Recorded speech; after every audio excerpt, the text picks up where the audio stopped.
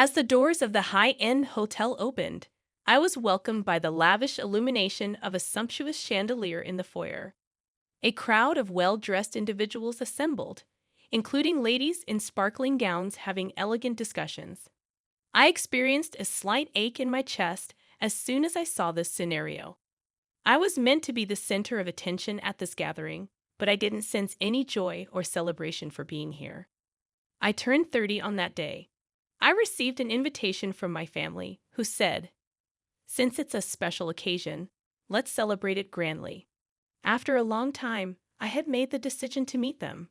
Although we had been separated for some time, I reasoned that it might not be too horrible to be honored by my biological relatives.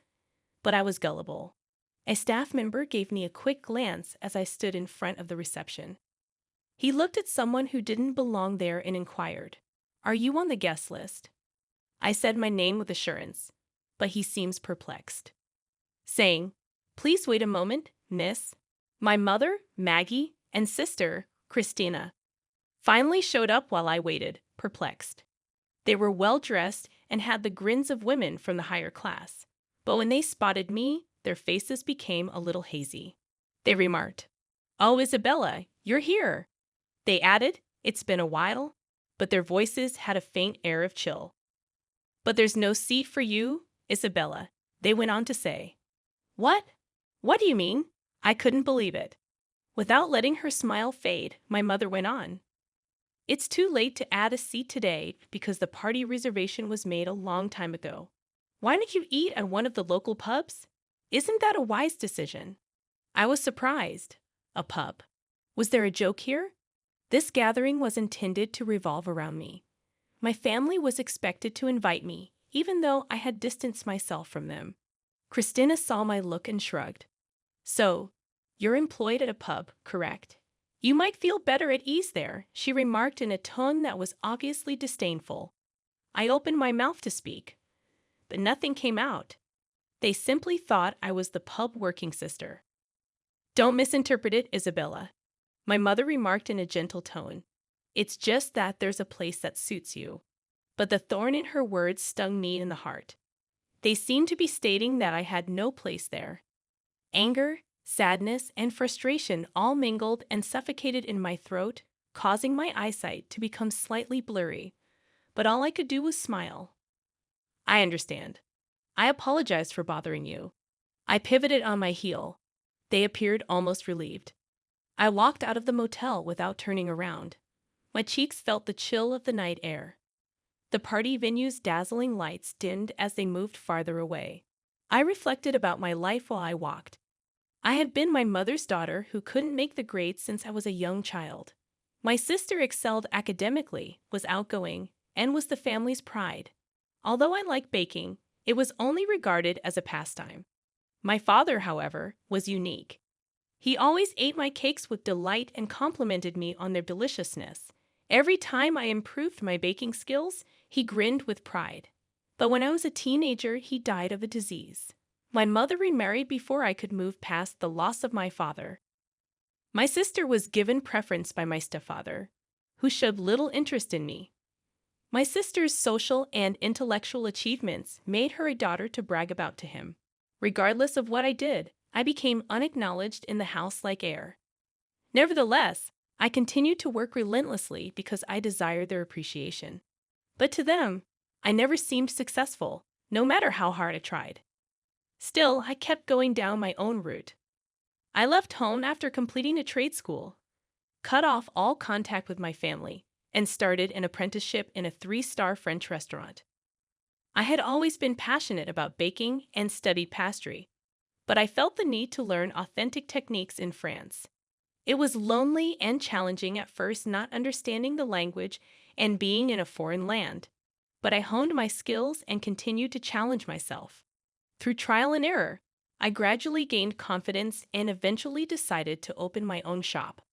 Opening the shop was not easy, and I faced many challenges. There were times of financial hardship and periods when sales did not grow as expected. However, I never gave up. My passion for baking and the experience I gained through trial and error supported me. Gradually, more customers came, and my reputation grew. Now, gourmets from around the world seek my cakes. Seeing this, I feel that my efforts have been rewarded, and these moments bring me the greatest joy. No matter how tough the road, I have learned the importance of believing in myself and continuing to walk my path. Yet my family still sees me as just a pub worker. My sister, Christina, is married to Nicholas, an investment banker. Nicholas is an elite in the finance industry, dealing with asset management and mergers and acquisitions. Not only does he have a high income, but he is also well known in social circles. Due to his job, my sister Christina is often invited to glamorous parties and upscale restaurants, leading a wealthy life. Of course, her lifestyle is not due to her own efforts, but all thanks to Nicholas.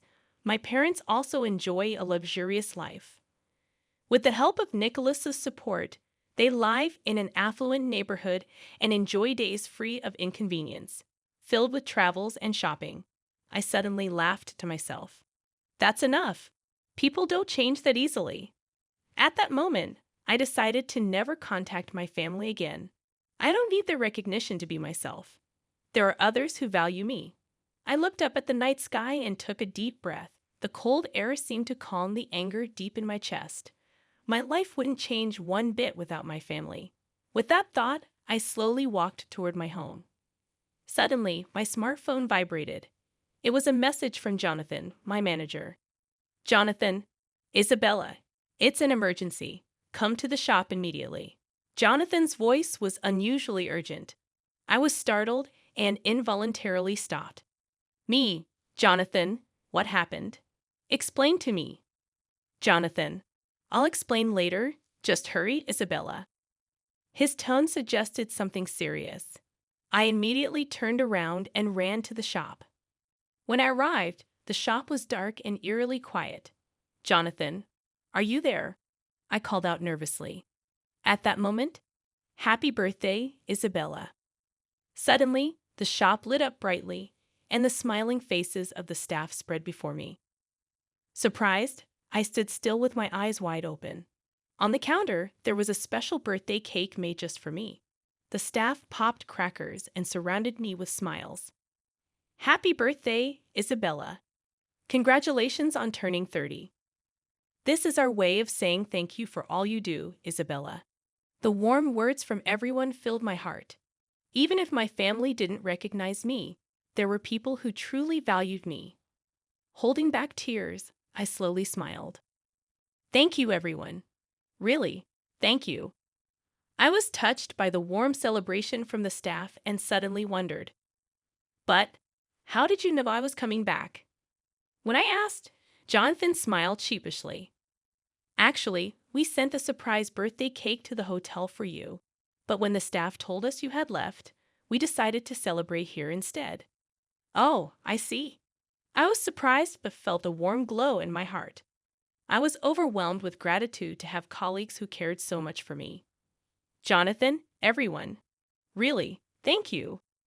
Jonathan smiled broadly and said, Now, let's eat the cake. Everyone cheered. At that moment, I truly felt that my real family was right here.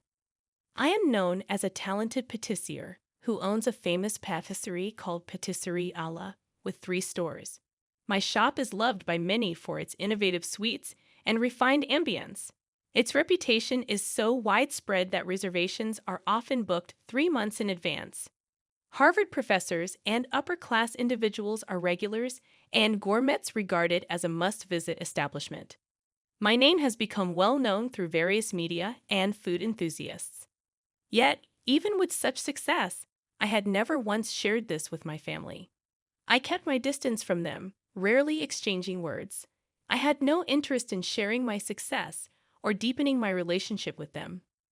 From a young age, they had dismissed my dream of becoming a patissier as an unstable job.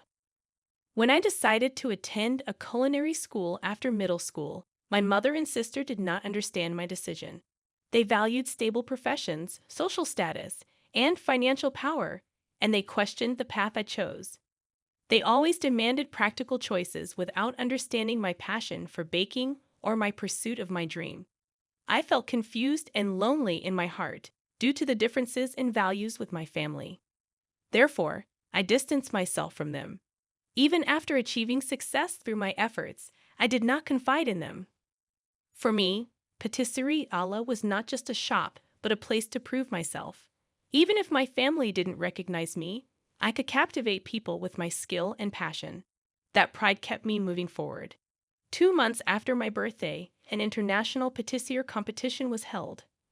Our Patisserie AITA team won the competition. Top patissiers from around the world gathered to compete under strict judging for their skills and creativity. I led the team and poured all my efforts into it. When the results were announced, a rush of joy and relief overwhelmed me, and tears flowed.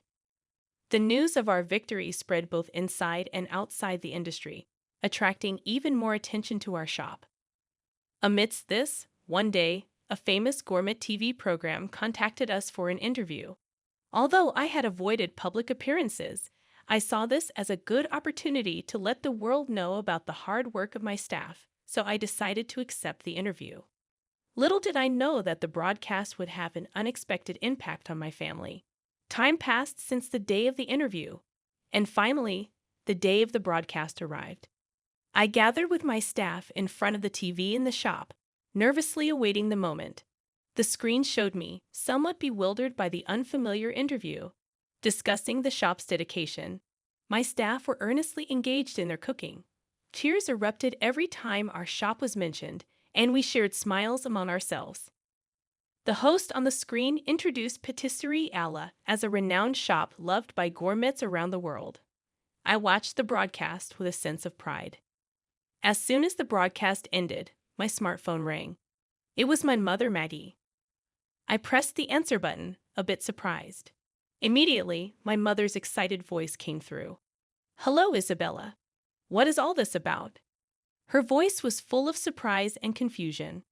"What do you mean? I just saw you on a TV show. What's this about your shop, Patisserie AITA? Aren't you working at a pub?" I took a deep breath and replied calmly. "Mom, I'm sorry. Actually, I'm not working at a pub. I'm the owner of Patisserie AITA." "What?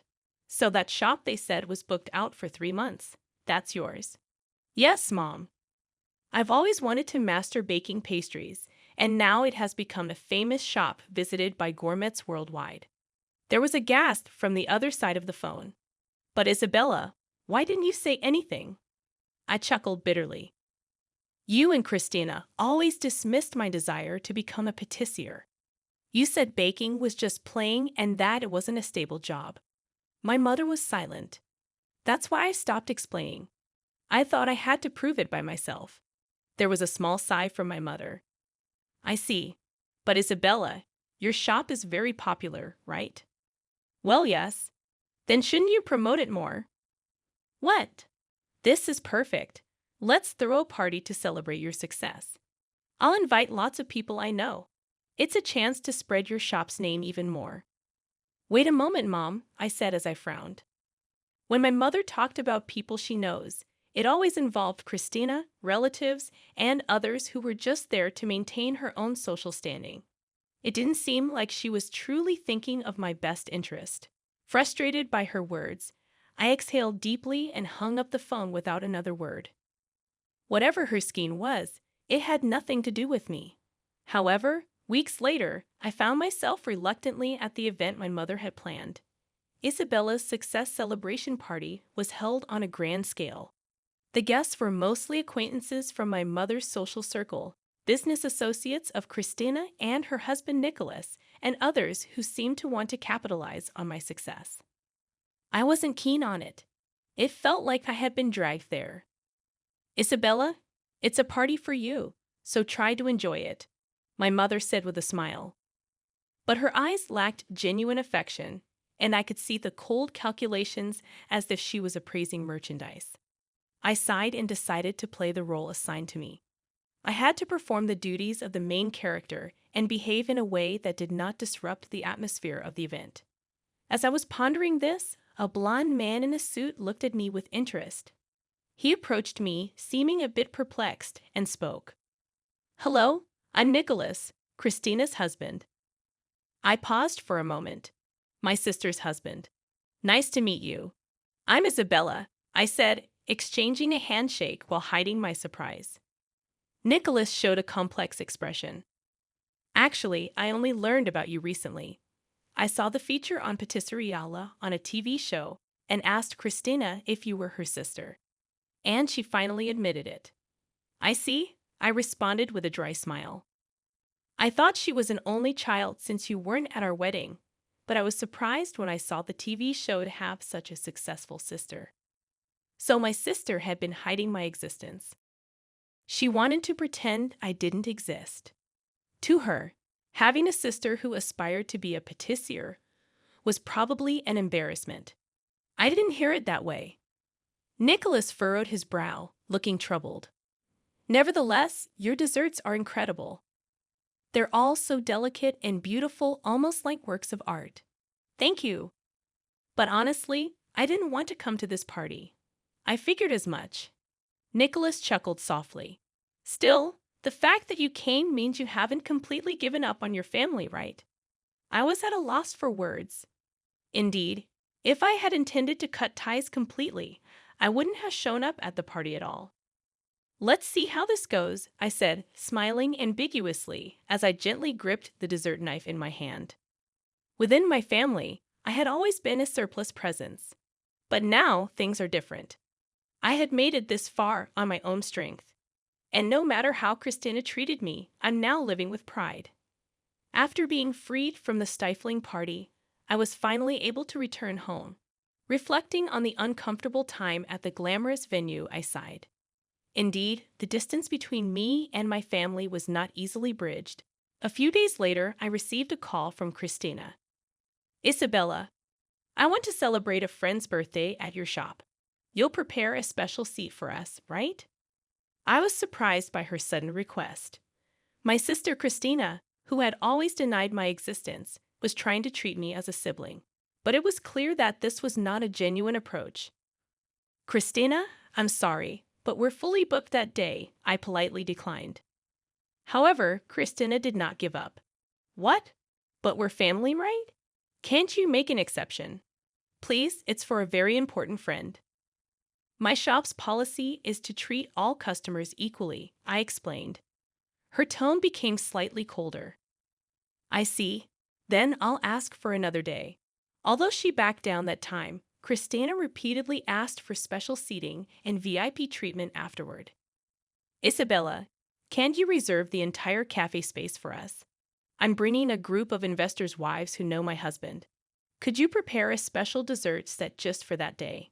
Each time, I continued to refuse. I had no intention of giving special treatment just because we were family. Moreover, I felt a strong discomfort with Christina using my shop to conveniently improve her social standing. I had continued to pursue my dream and had built up this restaurant. As a result, I could not sacrifice my principles or the way I conducted my business to meet my family's expectations. One day, after closing the restaurant, Nicholas was waiting outside. I need to talk to you, Isabella, he said, his expression serious. Isabella, let me ask you something. What do you think about Christina? What about her? You know she's trying to use your shop, right? What? I was surprised. Nicholas had suspected it. Christina told me she was supporting you because you're family, but actually, she just wants to use you for her own image. I nodded quietly.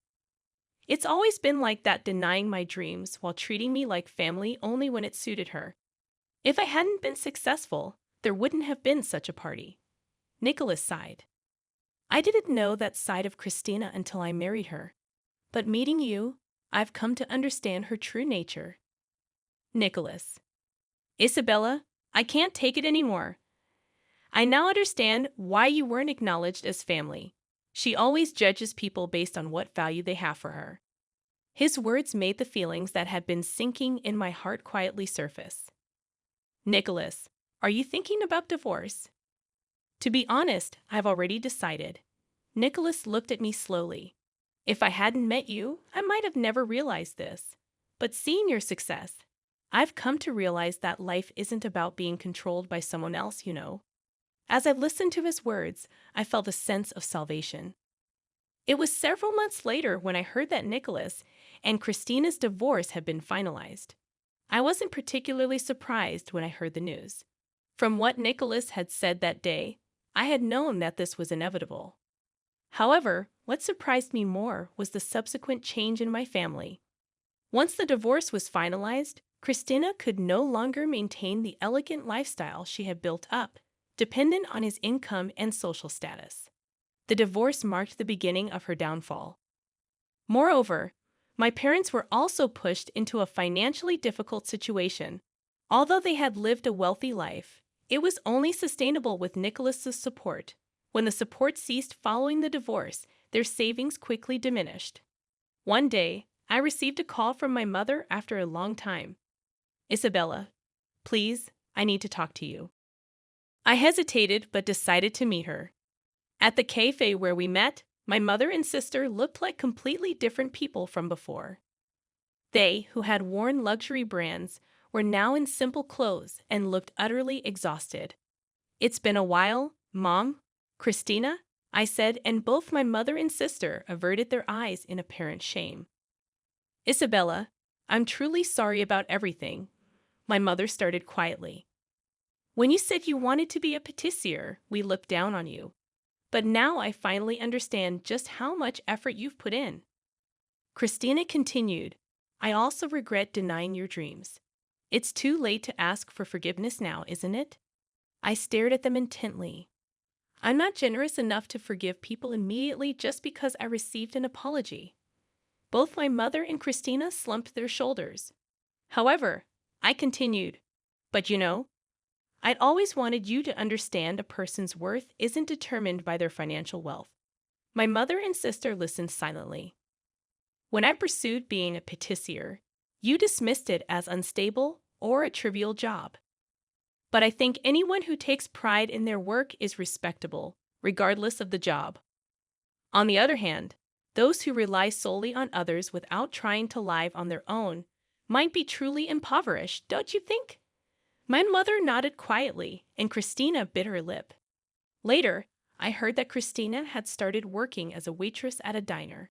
Initially confused, she began to understand the meaning of living on her own through her busy daily work. My mother also decided to work as a cleaner along with my stepfather.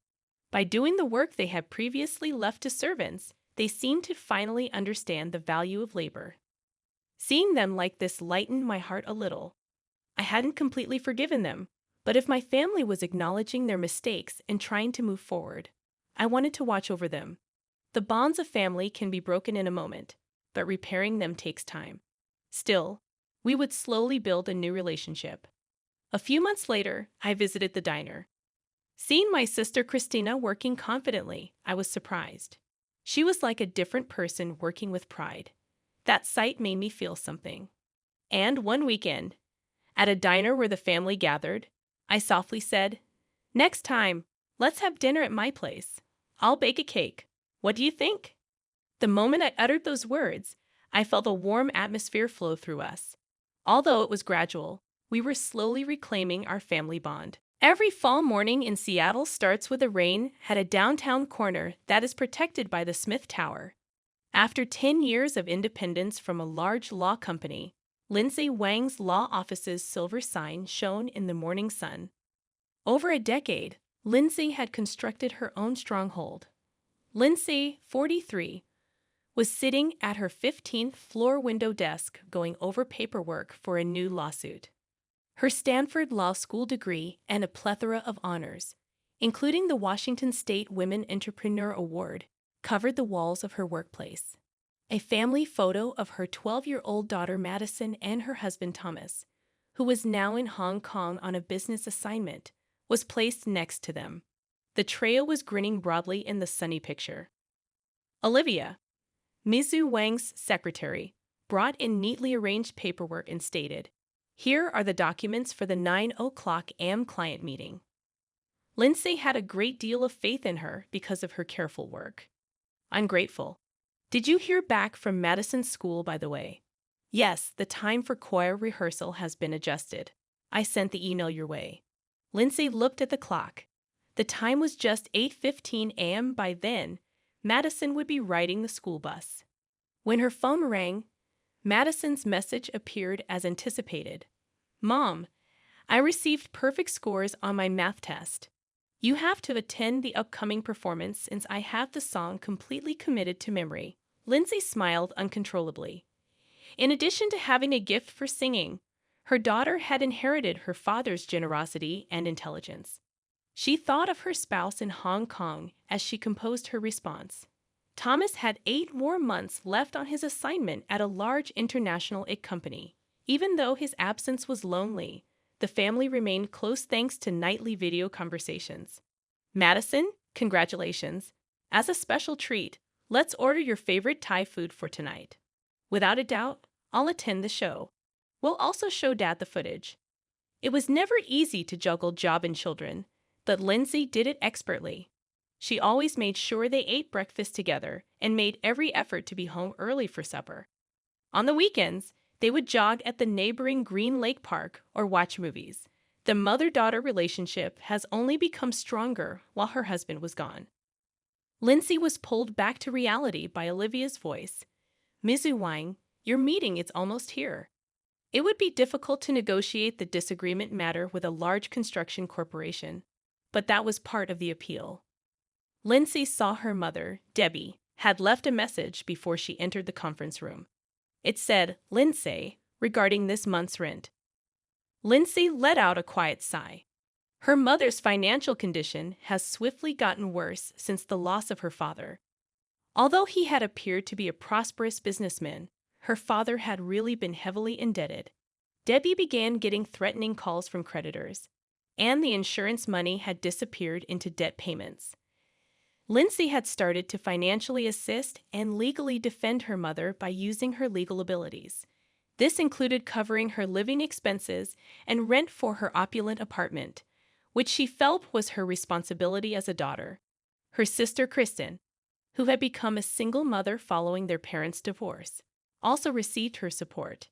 Even though Kristen had been working part-time jobs, she was unable to pay for her son's schooling. Lindsay was powerless to refuse Kristen's appeal for Joseph's future. Lindsay had to concentrate on the work at hand now, though. She chose to respond to the message at a later time. Lindsay smiled her signature smile as she opened the door to the meeting room. "Good morning to all of you. Let's start our conversation." Lindsay glanced out the window following the morning meeting. The sky was extraordinarily blue, and the precipitation had stopped. By then, Madison would be enrolled in her preferred English course. Olivia entered with fresh papers as she opened the door. "Final preparations for the trial tomorrow." Additionally, Madison's school got in touch with us once more regarding the date adjustment for the parent-teacher conference scheduled for next week. Rain clouds were starting to form once more in the sky. Lindsay was pulled back to the present by Olivia's voice saying, "Mizu Wang, your mother is on the phone." Debbie seldom waited a day after leaving a message before calling. Her mother's calls were constantly about money. "I apologize for not responding sooner. Work kept me busy. What's going on?" Her mother said without hesitation, "It's about the rent and also about Joseph's school trip expenses." Lindsay held back a long sigh. It was tutoring costs the week before. Last week, it was a new pastime. The requests appeared to go on forever. "Give it some thought. I'll look at the budget." Lindsay sensed her mother's breath pause on the every fall morning in Seattle starts with a rain had a downtown corner that is protected by the Smith Tower. After 10 years of independence from a large law company, Lindsay Wang's law office's silver sign shone in the morning sun. Over a decade, Lindsay had constructed her own stronghold. Lindsay, 43, was sitting at her 15th floor window desk going over paperwork for a new lawsuit. Her Stanford Law School degree and a plethora of honors, including the Washington State Women Entrepreneur Award, covered the walls of her workplace. A family photo of her 12-year-old daughter Madison and her husband Thomas, who was now in Hong Kong on a business assignment, was placed next to them. The trio was grinning broadly in the sunny picture. Olivia, Mizu Wang's secretary, brought in neatly arranged paperwork and stated, Here are the documents for the 9 a.m. client meeting. Lindsay had a great deal of faith in her because of her careful work. I'm grateful. Did you hear back from Madison's school, by the way? Yes, the time for choir rehearsal has been adjusted. I sent the email your way. Lindsay looked at the clock. The time was just 8:15 a.m. By then, Madison would be riding the school bus. When her phone rang, Madison's message appeared as anticipated. Mom, I received perfect scores on my math test. You have to attend the upcoming performance since I have the song completely committed to memory. Lindsay smiled uncontrollably. In addition to having a gift for singing, her daughter had inherited her father's generosity and intelligence. She thought of her spouse in Hong Kong as she composed her response. Thomas had 8 more months left on his assignment at a large international company. Even though his absence was lonely, the family remained close thanks to nightly video conversations. Madison, congratulations. As a special treat, let's order your favorite Thai food for tonight. Without a doubt, I'll attend the show. We'll also show Dad the footage. It was never easy to juggle job and children, but Lindsay did it expertly. She always made sure they ate breakfast together and made every effort to be home early for supper. On the weekends, they would jog at the neighboring Green Lake Park or watch movies. The mother-daughter relationship has only become stronger while her husband was gone. Lindsay was pulled back to reality by Olivia's voice. Ms. Wang, your meeting is almost here. It would be difficult to negotiate the disagreement matter with a large construction corporation, but that was part of the appeal. Lindsay saw her mother, Debbie, had left a message before she entered the conference room. It said, Lindsay, regarding this month's rent. Lindsay let out a quiet sigh. Her mother's financial condition has swiftly gotten worse since the loss of her father. Although he had appeared to be a prosperous businessman, her father had really been heavily indebted. Debbie began getting threatening calls from creditors, and the insurance money had disappeared into debt payments. Lindsay had started to financially assist and legally defend her mother by using her legal abilities. This included covering her living expenses and rent for her opulent apartment, which she felt was her responsibility as a daughter. Her sister Kristen, who had become a single mother following their parents' divorce, also received her support. Even though Kristen had been working part-time jobs, she was unable to pay for her son's schooling.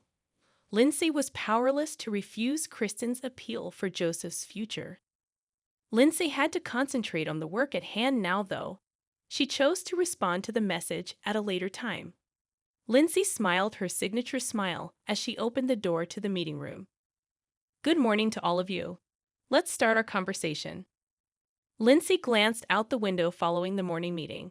The sky was extraordinarily blue, and the precipitation had stopped. By then, Madison would be enrolled in her preferred English course.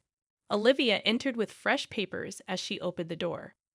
Final preparations for the trial tomorrow. Additionally, Madison's school got in touch with us once more regarding the date adjustment for the parent-teacher conference scheduled for next week. Rain clouds were starting to form once more in the sky. Lindsay was pulled back to the present by Olivia's voice saying, Ms. Wang, your mother is on the phone. Debbie seldom waited a day after leaving a message before calling.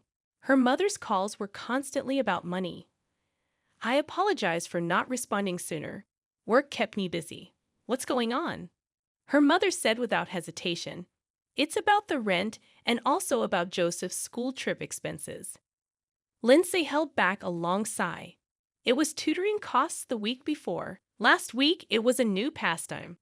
The requests appeared to go on forever. Give it some thought. I'll look at the budget. Lindsay sensed her mother's breath pause on the other end of the line. The former Lindsay would have concurred right away, but recently she felt compelled to reevaluate how much money she was providing for her family. The habits of her sister Kristen and mother Debbie were especially concerning. Pictures of upscale restaurants and premium items were common on their social media, portraying lifestyles that were undoubtedly impossible to sustain on part-time jobs alone. Lindsay realized she couldn't keep providing assistance endlessly as she considered her daughter Madison's future. During previous video chats, her husband Thomas had also voiced similar worries. He had stated, "It's important to help those you love, but it's not good to create dependency." Lindsay got off the phone with her mom and opened her laptop. She started writing a response to the email she had saved from her mother. "Please allow me to reevaluate how much money I contribute starting next month. Please let me know when would be a good time to talk about this." Lindsay paused for a second before sending. Although she questioned how this choice would affect her ties with her family, it was an essential one.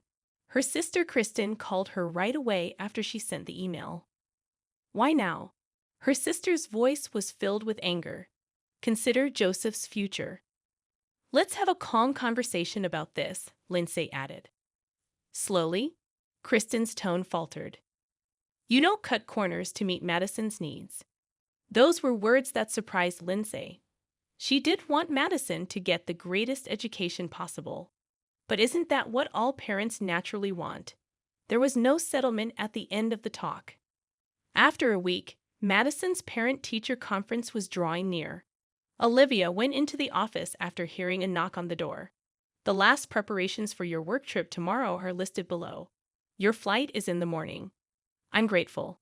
Lindsay cut me off. "Make sure my mother can take Madison tomorrow by giving her a call." Lindsay usually wouldn't leave her kid with her mother, but she had little alternative because the trial the next day was crucial. She was also worried about her mom. She hadn't heard back from her since informing her about the cutback in assistance. Her mother's stillness was disturbing, even though Kristen had called fiercely.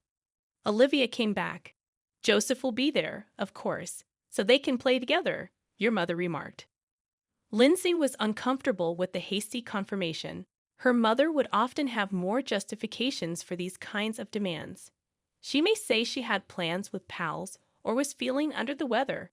However, the next day was a significant trial. The journey was inevitable. Madison's grandmother's home was the ideal choice if she had to be left with anybody. But in the back of mind, a feeling of disquiet developed.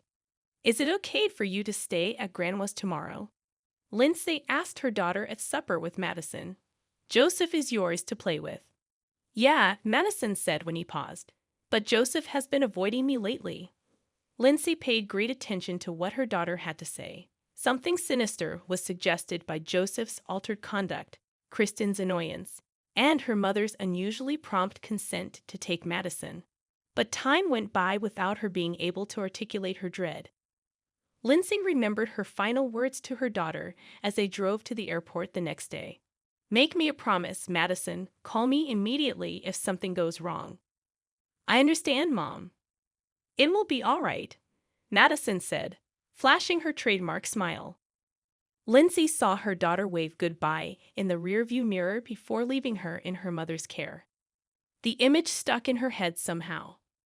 The morning rush has Seattle-Tacoma International Airport crowded. Lindsay went over her trial paperwork after boarding. For her legal practice, the conflict with the large construction corporation was a crucial case. Despite her best efforts, she was unable to focus. The flight attendant's voice reverberated throughout the cabin. "Ladies and gentlemen, we will be taking off shortly." Lindsay checked her phone for texts one final time before shutting it off. Neither Madison nor Debbie had left any messages. Lindsay couldn't get rid of the uneasy sensation, even though it should have been a common occurrence. Everything was going well in the courtroom. Lindsay was outshining the opposing attorney with her exact arguments. Her mobile phone vibrated abruptly shortly after the hearing was adjourned. Madison was the source. "Mom." Lindsay understood instantly that something terrible had happened with just one word. "What's the matter?" "The others, Grandma, left without me." Madison's voice sounded unsteady. The blood drained from Lindsay's face. "What are you saying? Please give me a detailed explanation." "Everyone got into their cars and drove off as I was playing in the yard. Grandma, Aunt Kristen, and Joseph have not returned." Lindsay's hands shook. "Now, where are you?" "At the home of Grandma."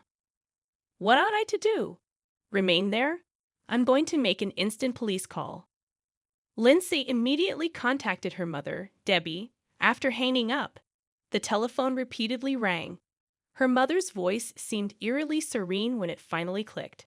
She quickly ended the call after saying, "I'm about to board." Lindsay was boiling with anger. She called the police right away to report it. She clarified that her grandma and aunt had purposefully left her 12-year-old daughter behind. In order to get ready for any required legal processes, she also made contact with her office personnel. "Olivia, expedite the process to halt all transfers to my mother's and Christine's bank accounts and prepare the documentation for a restraining order." "Yes, I will start working on it immediately." Lindsay contacted Madison again as she was making arrangements for the following trip back to Seattle. "A police vehicle is en route to Madison. I will return as soon as possible." Madison's voice seemed to be on the verge of tears as she said, "All right." "I'm afraid, Mom." "It's all right. There is nothing wrong with you. I will be there shortly." Lindsay battled to keep her emotions in check after hanging up. Why would her sister and mother act in this way? It was obviously child negligence to leave a 12-year-old youngster like that. Lindsay stayed in contact with the police on her drive to the airport. She was told that Madison was securely restrained and that a cop car had reached the scene. Debbie and Kristen were seen giggling as they climbed into the car on her mother's home security video. This was a purposeful act, not an accident. Lindsay's hands were shaking as she jotted down notes in her notebook on the journey return to Seattle, including timetables, supporting documentation, and the required legal actions. She needed to handle this calmly, like a lawyer should, and she couldn't allow her feelings to control her. Madison was accompanied by a police officer when she got to her mother's residence. Lindsay almost lost control of her emotions when she saw her daughter. "Mom." Weeping, Madison raced to her. Lindsay gave her daughter a firm embrace. She felt her little body trembling. "You performed admirably. Now everything is fine." A policeman came up to them. "We've looked over the security camera video. It demonstrates a deliberate act. Would you like to file a complaint?" After a brief period of hesitation, Lindsay made up her mind. "Yes, and I will also apply for a restraining order." Lindsay's mobile phone rang at that very time. Her mother gave it to her. She didn't answer the phone. Now her first concern was to protect her daughter. Madison started to carefully narrate what had transpired on the ride home. "Joseph suddenly became cold to me. And then, when I was playing alone in the garden, I heard the sound of the lock, and everyone was gone." As she listened to her daughter, Lindsay pieced together what had happened, including Joseph's actions, the events of today, and the shift in her mother's and Christine's conduct after she had told them about the support review. Everything was interconnected. Christine viewed it as a chance to express her jealousy of her successful sister, and Debbie had used Madison to threaten Lindsay and force her to keep supporting her. Lindsay called her workplace as soon as she got home.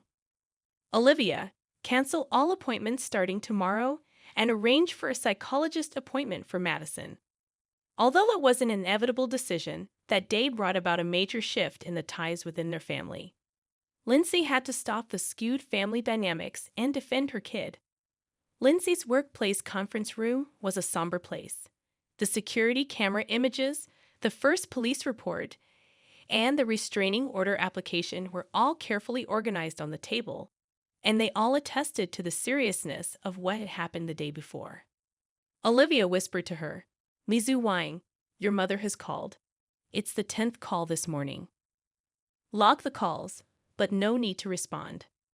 Early in the morning, she had finished the video conference with her husband, Thomas, who was in Hong Kong. Lindsay had refused his invitation to come back right away. She wished to steer clear of sentimental choices. Everything had to be resolved definitely and legally. Wayne Harrison, the consultant lawyer for the office, came in. He was a longtime buddy who had arrived right away when he learned of the incident. "I've looked over every paper. Without a doubt, the restraining order will be granted. What happens next is the problem." Lindsay gave a quiet nod. "I've already started the process to completely stop the financial support." That's a wise decision, Wayne said as he went over the paperwork. But we need to consider their reaction, especially the possibility of defamation in public. Lindsay's smartphone vibrated at that same time. She hadn't viewed her mother's social media account in a while. But it was a message from her. You called the cops. But why? This is a family issue. There was no risk to Madison. It just served as a lesson. Lindsay's hands trembled. A lesson. Is it a lesson to leave a 12-year-old youngster behind? Making Lindsay and Madison aware of their vulnerability was the perverse goal. Whispering, "Don't get emotional," Wayne said. "They will certainly try to use your reaction against you." He was correct. Lindsay inhaled deeply and composed herself. She was putting her more than 2 decades of legal experience to the test. "Did you manage to get an appointment for Madison's psychological counseling?" Lindsay inquired. "Yes, tomorrow at 3:00 p.m. with Dr. Allison Gale." The most important thing to her was the psychological care of her daughter. Madison had been plagued by dreams the night before. "Mom, are you still here?" she had said nervously as she woke up. Lindsay's heart felt like it was being ripped apart when she heard it. "Lindsay," Wayne said softly, "are you aware of your mother's and Christine's financial circumstances?" "Yes. Joseph's tuition, my mother's rent, and other living costs. Putting an end to anything that will make their lifestyles untenable." "I know, but that's the consequence of their choices." Then the office receptionist called. There was Christine. "Turn her away," Lindsay said right away. But in the corridor, Christine's voice could be heard. "Listen to me, Lindsay. It was done for Madison's benefit." Lindsay shut her eyes. Christine believed she could manipulate Lindsay by harming Madison. Her sister's sobs reminded her recall their early years, the games they played together, and the laughs they shared. Those recollections now resembled vast ice fractures. "Should I call security?" Olivia inquired, worried. "Please do."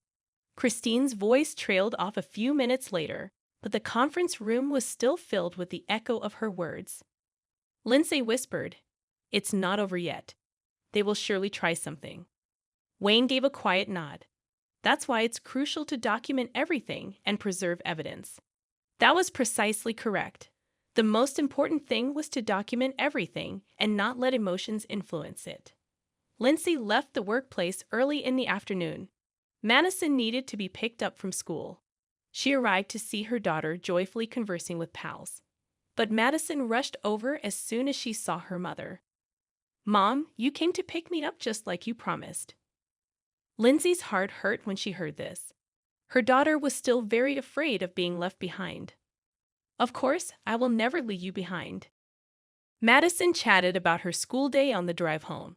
Despite the fact that it was a routine talk, Lindsay could see how deeply hurt she was by her sporadic nervous looks. Debbie had left a message on the answering machine when they arrived home. "Please, let's chat, Lindsay. It's awful when a family splits up over something like this." Before the message was finished, Lindsay erased it. There was no turning back. This was an obvious act of damage, not just a disagreement.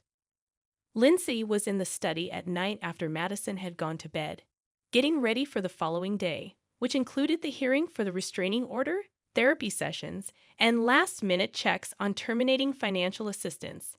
Everything needed to happen right away. She could only defend herself and her kid in this way.